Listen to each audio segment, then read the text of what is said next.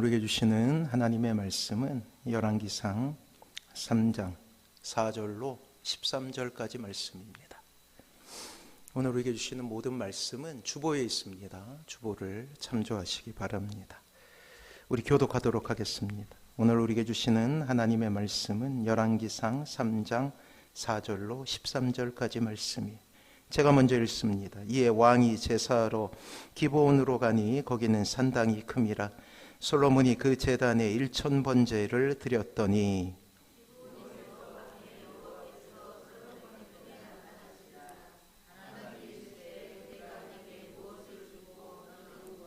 솔로몬이 이르되 주의 종 내 아버지 다윗이 성실과 공의와 정직한 마음으로 주와 함께 주 앞에서 행함으로 주께서 그에게 큰 은혜를 베푸셨고 주께서 또 그를 위하여 이 큰 은혜를 항상 주사 오늘과 같이 그의 자리에 앉을 아들을 그에게 주셨나이다.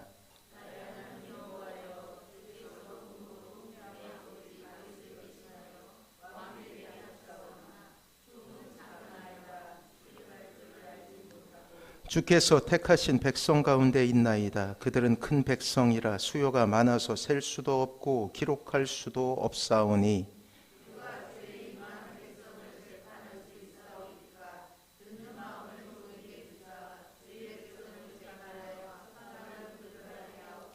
솔로몬이 이것을 구하매 그 말씀이 주의 마음에 든지라.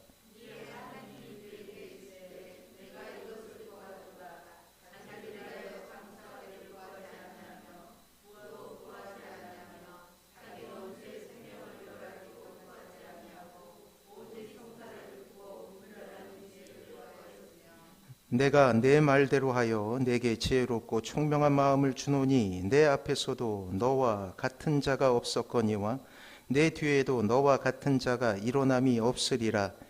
내가 또 내가 구하지 아니한 부귀와 영광도 내게 주노니 내 평생의 왕들 중에 너와 같은 자가 없을 것이라. 아멘. 우리 옆에 분하고 같이 인사합니다. 사랑하고 축복합니다. 사랑하고 축복합니다. 자, 우리는 계속해서 하나님의 꿈, 하나님의 나라에 대해서 우리가 알아보고 있죠. 자, 하나님의 꿈은 신자 개인에게 주어지며 비전으로 변화되게 되는 거예요. 그리고 하나님의 나라는 하나님의 꿈으로 시작되어 비전 위에 세워지는 건축물이라 할 수 있습니다. 우리는 오늘부터 이제 마지막 결단의 찬양으로 새로운 찬양을 부르게 될 거예요. 이미 이전 설교에서 말씀드렸듯이 나의 삶의 결이라는 찬양이죠. 여기서 말하는 결은 성품의 바탕이나 상태를 의미합니다. 이 찬양의 작사가는 이 결을 에센스라는 영어 단어로 설명하고 있어요. 재미난 것은 이 에센스는 화장품에 사용되는 용어이기도 하죠. 그래요. 설교를 준비하며 신앙의 중요한 단어들은 화장품의 이름 가운데 있음을 저는 알게 됩니다. 이렇게 말씀드리고 싶어요. 신앙생활에 위기가 찾아오면 화장품을 기억하십시오. 자, 여자분들은 잘 아실 거예요. 에센스에 대해서 말이에요. 에센스는 본질이라는 뜻이죠. 본질이라는 단어가 너무 철학적이어서 오늘 나의 삶의 결이라는 이 찬양의 작사가는 이 본질이라는 것을 결이라는 단어로 바꾸게 됩니다. 화장품에서 에센스는 피부의 고민을 가장 빠르게 해결해주는 농축 제품을 이야기해요. 에센스는 혈액 중 영양 성분이 많은 혈청을 뜻하며 세럼이라고 부르기도 합니다. 이 세럼 안에는 강력한 면역 항체가 들어있어서 이 노화를 방지하고 이제 아기의 피부로 돌아가게 되는 거예요. 아기의 피부를 갖기 원해서는 이 세럼, 에센스를 많이 발라요. 비싸죠, 그래서. 저는 잘 몰라요.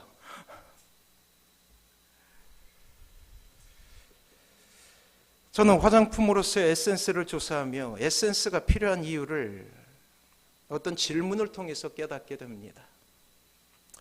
어떤 자매가 이렇게 물어요.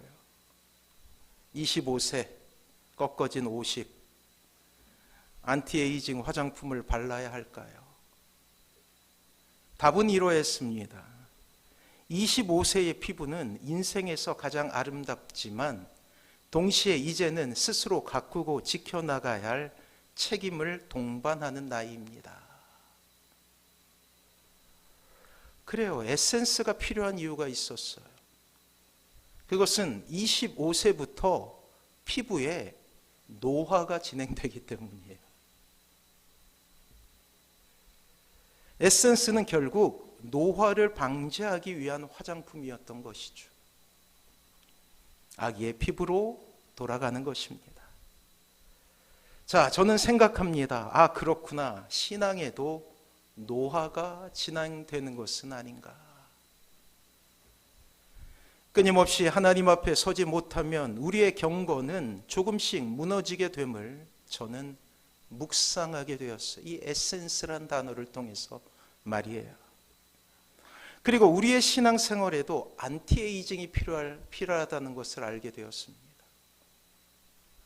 에센스가 필요함을 깨닫게 된 것이죠. 그래요. 본질이 중요하다. 하나님 나라라는 비전을 받고 우리는 다시금 에센스 오브 라이프, 나의 삶의 결의, 우리의 삶의 본질을 회복하라 말씀하시는 하나님의 음성을 듣게 됩니다. 그래요. 신앙의 위기, 인생의 위기 가운데서 우리가 기억하게 될 첫 번째 단어는 에센스, 즉 본질이에요. 본질을 붙잡을 때 우리는 길을 잃지 않게 되는 것이죠. 사랑하는 성도 여러분, 신앙생활을 하다 넘어질 수 있어요. 고난 당할 수 있고 병에 걸릴 수도 있어요. 사업이 망할 수도 있고 육신의 건강에 빨간불이 들어올 수도 있습니다. 그래요. 길을 잃을 수도 있다라는 것이죠. 분명히 기억해야 될 것은 넘어지는 것, 길을 잃지 않는 것은 결코 죄가 아니에요.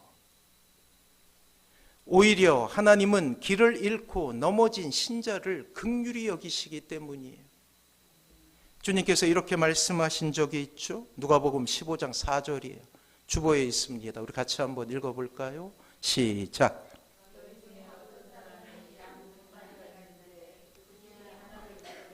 99마리를 들에 두고 그 잃은 것을 찾아내기까지 찾아다니지 아니하겠느냐. 그래요. 귀히 여기신다라는 거예요.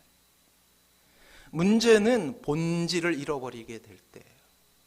양이 양으로서의 본질을 잃어버리면 모든 것을 잃게 되는 거예요. 이미 말씀드렸죠. 본질은 신자다움입니다.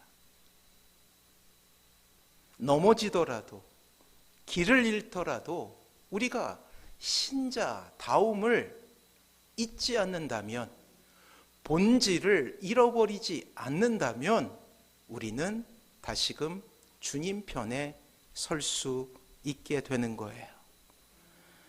그러하게 아무리 우리의 인생 가운데 위기가 찾아와도 우리는 신자의 본질만을 마음속에서 잃지 말아야 하는 것입니다.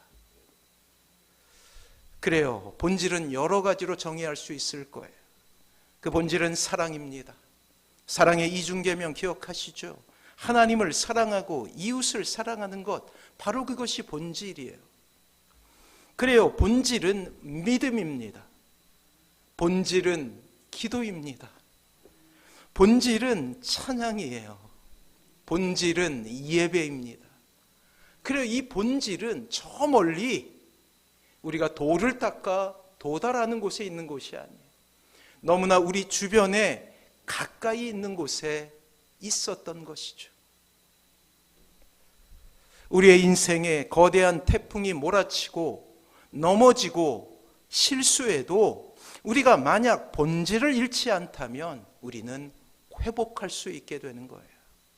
아니, 회복을 넘어서 역전할 수 있게 됩니다. 이 은혜 가운데 서시는 사랑하는 모든 성도님들 되시길 바랍니다. 자, 두 번째, 신앙의 위기 가운데서 우리가 인생의 위기 가운데서 우리가 기억해야 될 두 번째 화장품 용어가 있어요. 그것은 파운데이션이에요. 이 파운데이션은 피부톤을 보정하고 잡티를 커버하는 목적으로 이 색조, 즉 색이 있는 화장품을 바르기 전에 얼굴에 이게 펴서 바르는 이 바탕의 개념으로 사용하는 화장품이죠. 화장의 기본, 기초라는 뜻을 가지고 있습니다. 그래요. 기초, 근거, 기반, 토대, 근원, 출발점. 그냥 파운데이션이 말하는 여러 가지 뜻만 나열하여도 우리는 그냥 은혜를 받을 수 있게 되죠. 저는 저의 무릎을 치며 여자분들의 화장을 하며 기초가 중요하듯이 신앙에도 파운데이션, 그래요. 기초, 근거, 기반, 토대, 근원, 출발점이 중요하다라는 것을 깨닫게 됩니다. 주님께서 전날의 비유로 기초가 중요함에 대해 말씀하신 적이 있어요. 마태복음 7장 24절로 25절의 말씀입니다. 주보에 있어요. 우리 같이 한번 읽어볼까요? 같이 읽습니다. 시작. 그러므로 누구든지 나의 이 말을 듣고 행하는 자는 그 집을 반석 위에 지은 지혜로운 사람 같으리니 비가 내리고 창수가 나고 바람이 불어 그 집에 부딪히되 무너지지 아니하나니 이는 주초를 반석 위에 놓은 까닭이요. 그래요. 우리의 인생 가운데 위기의 순간이 찾아올 수 있다고요. 비가 오고 바람이 불고 풍랑이 일 수 있다라는 것입니다. 더군다나 말세를 향하여 나아가고 있는 이 시대에 신앙을 지키는 것은 참으로 어려운 일이에요. 이러한 시대에 우리가 그럼에도 불구하고 신앙을 지킬 수 있는 것은 우리가 어디에 기반이 놓여져 있는가 하는 것이죠. 반석 위에 우리의 신앙을 쌓아 올리면 결코 무너지지 않는다라고 그렇게 주님은 말씀하십니다. 사랑하는 성도 여러분, 그래요. 신앙의 위기가 찾아오면 화장품을 기억하십시오. 첫 번째는 뭐였죠? 에센스. 두 번째는 뭐였죠? 파운데이션. 빛가람 선한목자 교회라는 이름 자체가 본질을 잃지 말자는 것이에요. 위기는 오히려 기회가 될 것이며 하나님은 이 교회를 통해 하나님의 영광을 드러내셔서 이 땅에 하나님의 나라를 이루게 될 것이에요. 그리고 여러분들은 그곳에 에센스가 되고 그곳에 파운데이션이 될 것입니다. 자, 그렇다면 하나님 나라의 파운데이션, 기초는 무엇일까요? 그것은 바로 오늘 설교의 주제, 지난 4번의 설교에서 우리는 꿈에 대해서 추적하고 있죠. 그래요. 하나님 나라의 기초는 하나님의 꿈이에요. 이것을 놓치면 모든 것을 다 잃게 됩니다. 이 하나님의 꿈이 신자에게 들어오게 되면 비전이 되는 거예요. 사랑하는 성도 여러분, 비전이란 하나님께서 주시는 상상력, 통찰력으로 미래를 보고 자신의 모든 것을 그 미래에 거는 것이라 할 수 있어요. 드디어 미래를 보게 되는 눈이 생겼을 때 이제 현재의 고난은 보이지 않습니다. 지난주에 말씀드렸잖아요. 저는 어릴 적 멀미가 심했다고요. 한 가지 방법은 가까이 있는 흔들리는 것을 보는 것이 아니라 저 멀리에 있는 산을 보는 거예요. 들판을 보는 거예요. 멀리 볼 때 현재는 흔들리지 않아요. 현재의 고난은 오히려 나를 성숙하게 하고 나를 자라게 하는 방편이 될 뿐입니다. 사람들이 자신을 이해하지 않아도 개의치 않아요. 심지어 가족들이 모진 소리를 하여도 상관하지 않습니다. 친구들의 따돌림을 당하여도 흔들리지 않아요. 주어진 삶의 시간 속에 하나님의 뜻을 발견하며 그것을 기쁨으로 여기게 되는 것이죠. 삶의 처절한 고통 속에서도 이 또한 지나가리라 라는 마음으로 오늘을 기쁨으로 채워갑니다. 이것이 비전의 힘이에요. 이것이 비전의 능력이죠. 그리하여 하나님의 나라를 이루어가는 첫 시작에는 이렇게 하나님께서 주시는 거룩한 상상력으로 인하여 비전을 소유하게 되는 꿈꾸는 사람들의 눈물이 있는 거예요. 오늘 우리는 지난주 요셉의 꿈에 이어서 다시금 새로운 솔로몬의 꿈 속에 들어가게 됩니다. 하나님은 꿈을 통해 역사하셔요. 자, 오늘 우리가 읽게 된 그 본문은 참으로 유명한 이야기죠. 솔로몬이 왕으로 본격적인 통치 행위를 하기 전에 먼저 지혜를 구하고 있음을 우리는 보게 됩니다. 자, 4절이에요. 같이 한번 읽어볼까요? 시작.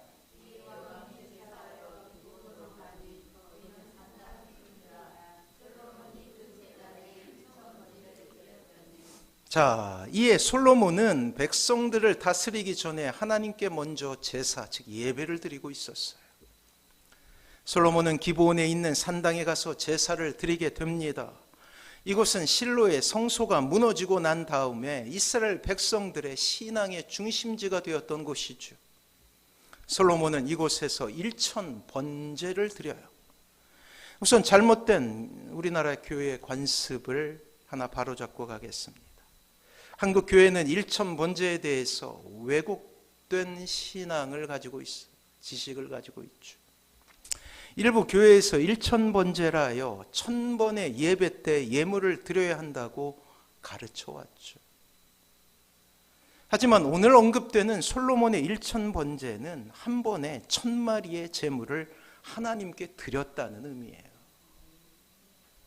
더욱 정확히는 1000마리에 이를 정도의 수많은 번제물을 가지고 일정 기간 동안 자주 하나님께 제사를 드렸다라는 것입니다. 놀랍게도 하나님은 이러한 정성을 받으시고 솔로몬의 꿈에 나타나시죠. 자, 5절이에요. 같이 한번 읽어봅니다. 시작. 기브온에서 밤에 솔로몬의 꿈에 나타나시니라. 하나님이 이르시되 내가 네게 무엇을 줄고 너는 구하라. 사랑하는 성도 여러분, 한번 상상해 보십시오. 솔로몬은 얼마나 행복했을까요? 내가 네게 무엇을 줄고 너는 구하라. 그 음성을 듣게 된 거예요. 오늘 밤 여러분들의 꿈속에 하나님께서 나타나셔서 내가 네게 무엇을 줄고, 얼마나 행복할까요? 사랑하는 성도 여러분, 하나님은 이렇게 우리의 인생에 찾아오시는 분이셔요. 물론 상황에 따라 하나님의 음성은 달라지겠죠. 솔로몬처럼 새로운 꿈을 꾸고 인생의 중요한 결정을 해야 할 때 하나님은 솔로몬에게 이렇게 물으십니다. 내가 네게 무엇을 줄고 내게 구하라.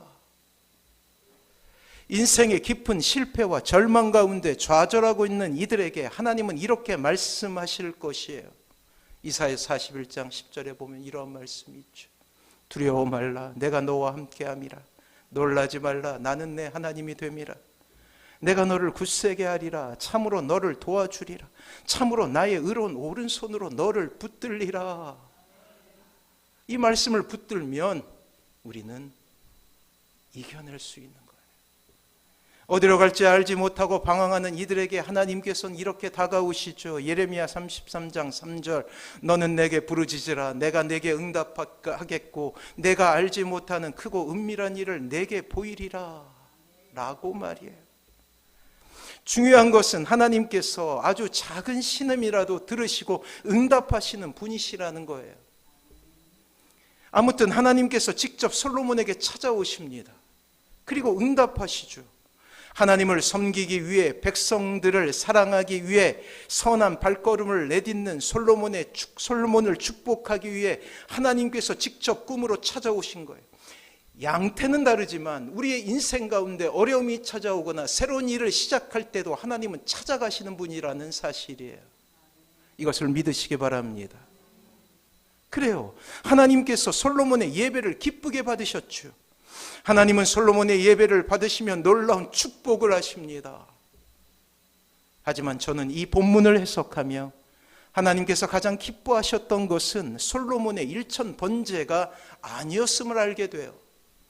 물론 앞으로 솔로몬이 완성하게 될 이스라엘의 역사상 전무후무한 건축물, 즉 솔로몬의 성전도 아니었어요.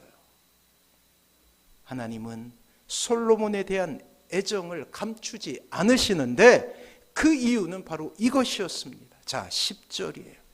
같이 한번 읽어봅니다. 시작. 솔로몬이 이것을 구하매 그 말씀이 주의 마음에 든지라. 아멘. 주의 마음에 들었다. 과연 무엇을 구했기 때문에?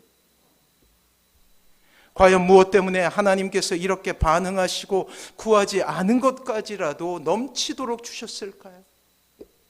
성경에서 말씀하고 있는 이 땅에서의 신자가 복을 누리며 살 수 있는 비결은 무엇일까요?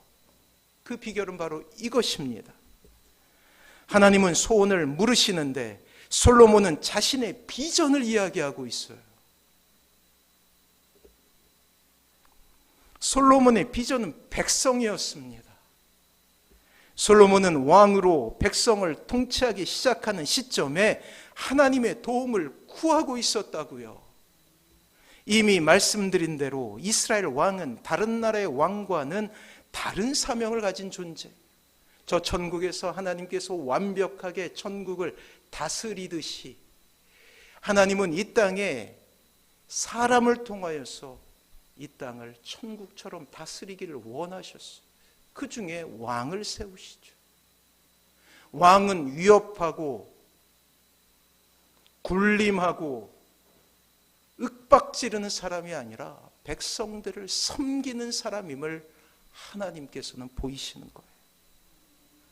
당시 이스라엘 주변의 왕이 백성들 위해서 그들의 섬김을 받는 존재라면 이스라엘의 왕은 위로는 하나님을 섬기고 아래로는 백성을 하나님 대신 사랑해야 하는 아주 독특한 사명을 가진 사람이에요.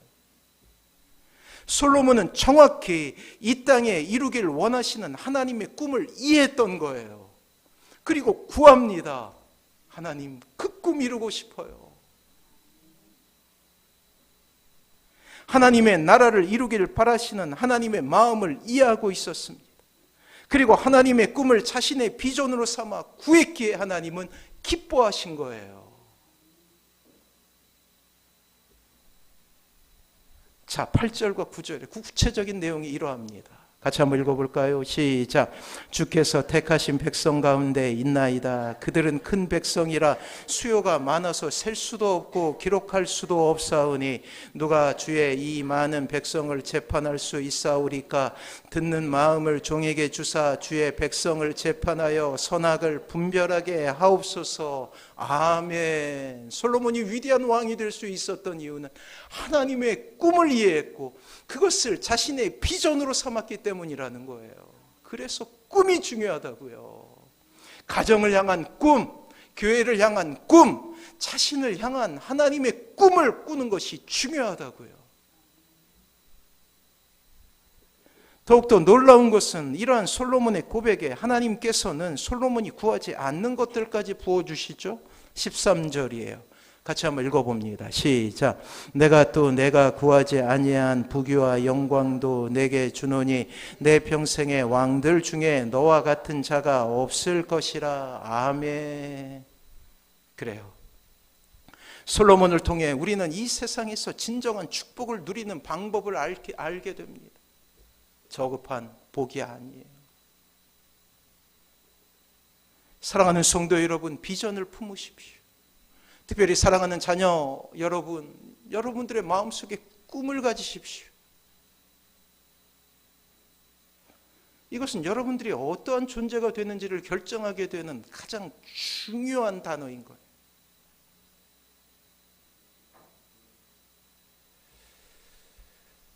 근데 우리가 기도할 때마다 청년들을 위해서 기도하죠. 이 시대는 청년들에게는 참으로 가혹한 시대, 꿈을 잃게 만드는 시대이기 때문에 그럼에도 불구하고 우리는 꿈을 꾸어야 해요.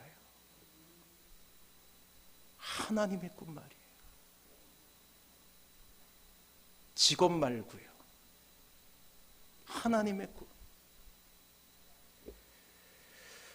또 어떤 것이라도 좋습니다. 가정이 변화되는 것 아주 좋은 꿈이에요. 직장을 얻게 되는 것, 소망을 잃어버린 형제 자매들에게 용기를 내는 것, 시리에 빠진 친구들이 소망을 얻게 되는 것, 무엇이라도 좋아요. 이 땅의 민주주의가 회복되는 것, 또 이 땅의 통일이 이루어지는 것, 그 어떤 것이라도 좋습니다.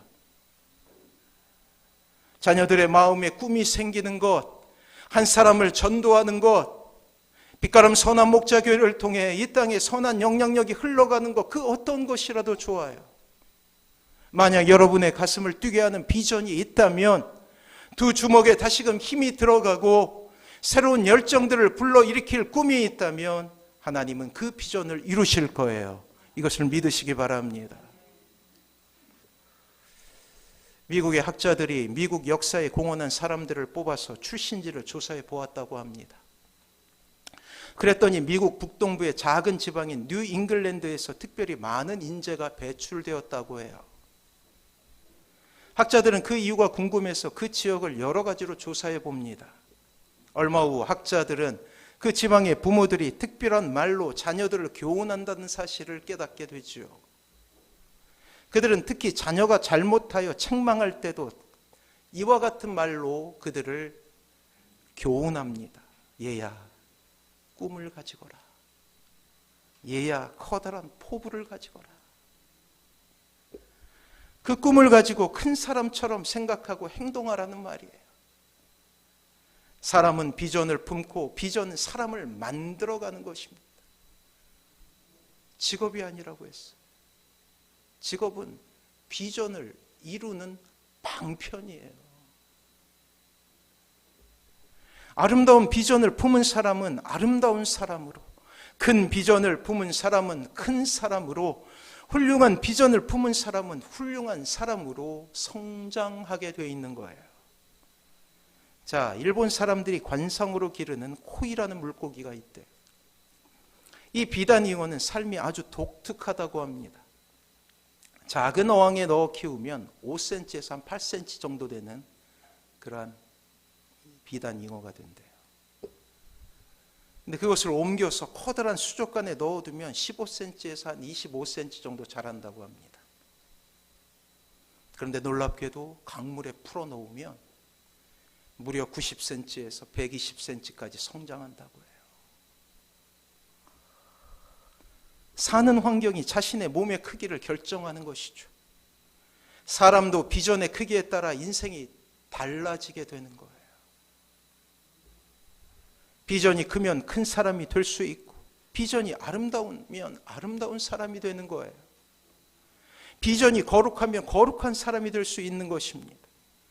자신의 장래를 내다보는 꿈꾸는 비전은 눈에 보이지 않지만 힘이 있다라는 거예요. 이것은 나이와 상관없어요. 우리 모두는 꿈꾸는 사람이죠. 한 공동체를 일으키거나 하나님의 놀라운 사역을 하시기 전에 하나님께서 반드시 하시는 일이 있어요. 가정을 세우고 혹은 교회를 세우고 사회를 세우고 직장을 세우고 이 민족을 세우는데 하나님께서 반드시 거치시는 일이 있습니다. 그것은 창세로부터 지금까지 이 땅을 창조하시며 하나님께서 원리로 심어 놓으신 일이에요. 때문에 하나님은 항상 이것에 관심이 있습니다. 그것은 바로 사람이에요. 이 두꺼운 성경은 사람에 대한 이야기입니다. 하나님께서 인간의 역사에 개입하시며 자신의 섭리와 계획으로 이 땅을 만들어 가시며 그분은 항상 사람을 사용하셨죠. 그리고 그 사람에게 독특한 사명을 부여하셨어요. 하나님의 꿈을 알게 하시고 하나님의 비전을 이 땅에 이루어가는 꿈을 말이에요.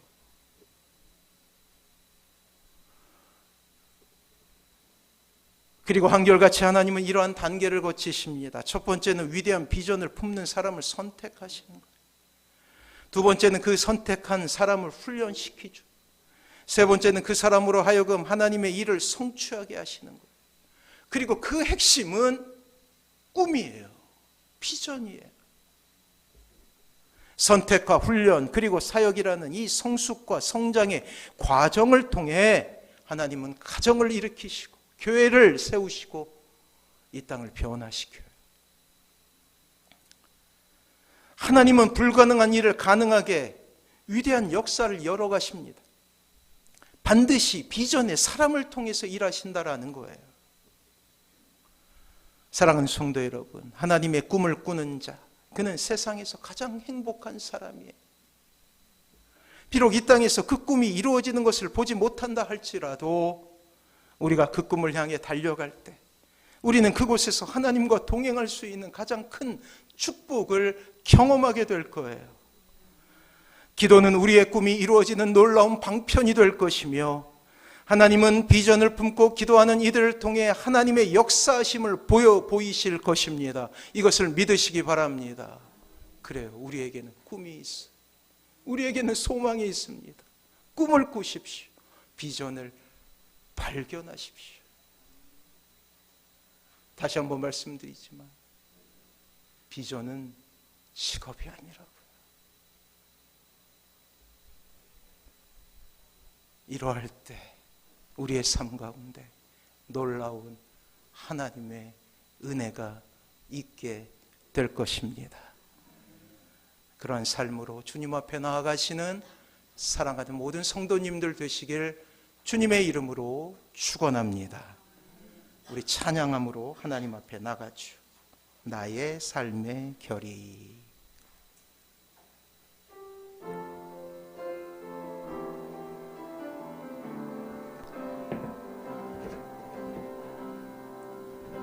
주를 바라며 구한 모든 것 꺼낼 수 없는 마음도 주님 듣고 계시네.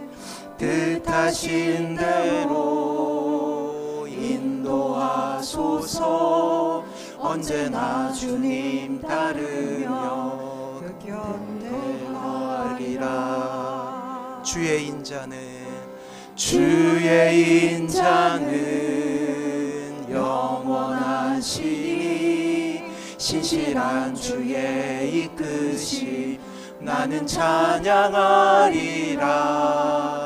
모든 시간을 주께 드리네.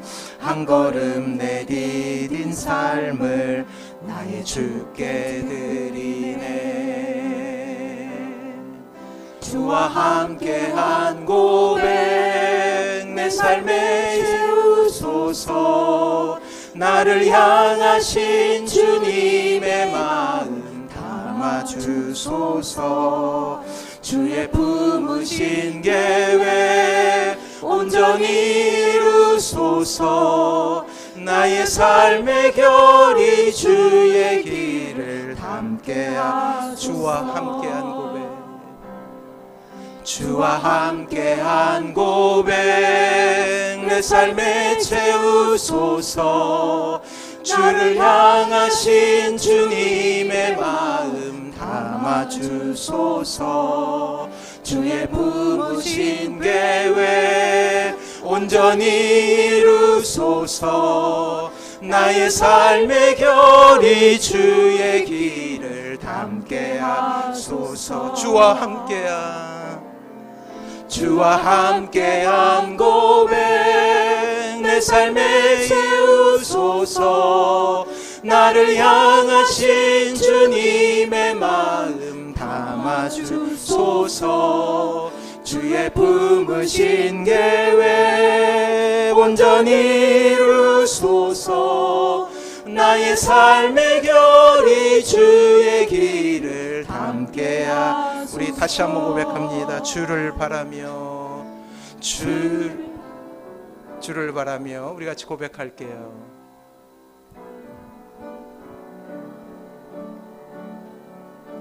주 바라며 구한 모든 것 꺼낼 수 없는 마음도 주님 듣고 계시네.